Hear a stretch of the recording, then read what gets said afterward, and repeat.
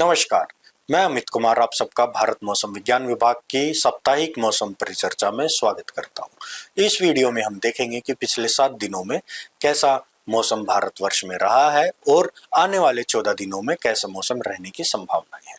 तो इस वीडियो की शुरुआत में ही हम आपको दक्षिण पश्चिम मानसून की स्थिति के बारे में अवगत कराएंगे।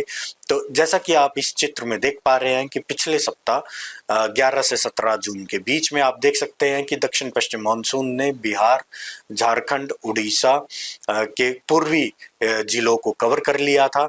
समूचे आंध्र प्रदेश, तेलंगाना के दक्षिणी जिलों को, समूचे कर्नाटक जिसमें नॉर्थ ईस्ट कर्नाटक का एक जिला बचा हुआ है और दक्षिणी मध्य प्रदेश महाराष्ट्र के जिलों को कवर कर चुका है।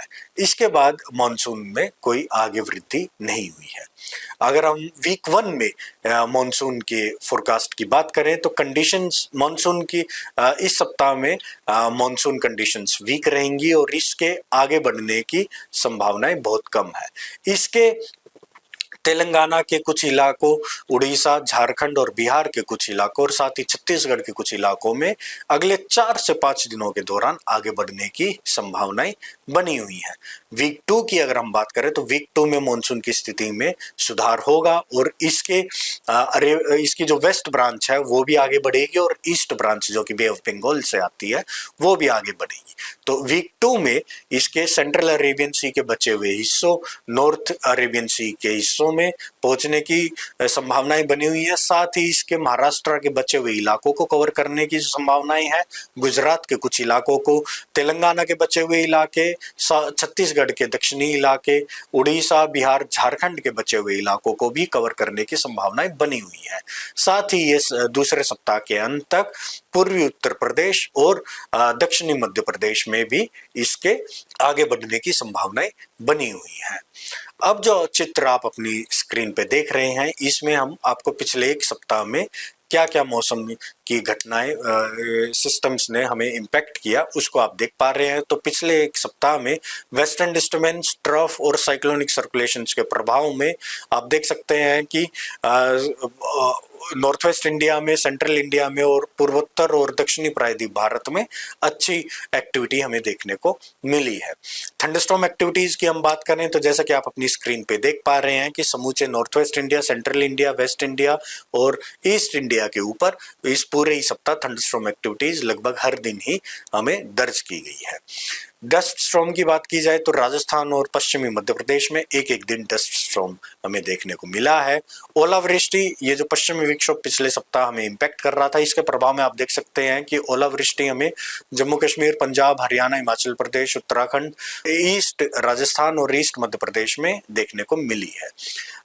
अधिकतम और न्यूनतम तापमान की बात की जाए तो अधिकतम तापमान हमारा जो हमारे नॉर्थ वेस्ट इंडिया और ईस्ट इंडिया है वहां पे अपने नॉर्मल से कम रहा और प्रायद्वीप भारत में और सेंट्रल इंडिया में ही अपने नॉर्मल से ज्यादा रहा। न्यूनतम तापमान भी नॉर्थ वेस्ट इंडिया में अपने नॉर्मल से कम रहा है और प्रायद्वीप भारत में इसके अपने नॉर्मल से ऊपर ही इस पूरे सप्ताह में देखने को मिला है।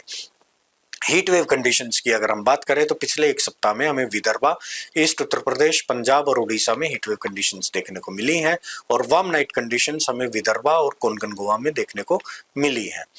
हैवी रेनफॉल की वार्निंग्स की अगर बात की जाए तो हैवी रेनफॉल हमें पूर्वोत्तर भारत में, पूर्वी भारत में और दक्षिणी प्रायद्वीप भारत में इस सप्ताह में देखने को मिली है और वेरी हैवी रेनफॉल भी हमें पूर्वोत्तर भारत में, बिहार में और दक्षिणी प्रायद्वीप भारत में इस सप्ताह में देखने को मिली है। अब जो चित्र आप अपने स्क्रीन पे देख रहे हैं ये पिछले 7 दिनों की क्यूमुलेटिव रेनफॉल है। तो इसमें आप देख पाएंगे कि पूर्वोत्तर भारत में, पूर्वी भारत में और दक्षिणी प्रायद्वीप भारत में अच्छी बारिश हमें इस सप्ताह में देखने को मिली है। अब अगर हम सप्ताह के दौरान दर्ज की गई बारिश की बात करें तो आप देख पाएंगे कि हमें इस सप्ताह में -48% यानी अपने लॉन्ग पीरियड एवरेज से 48% कम बारिश देखने को मिली है।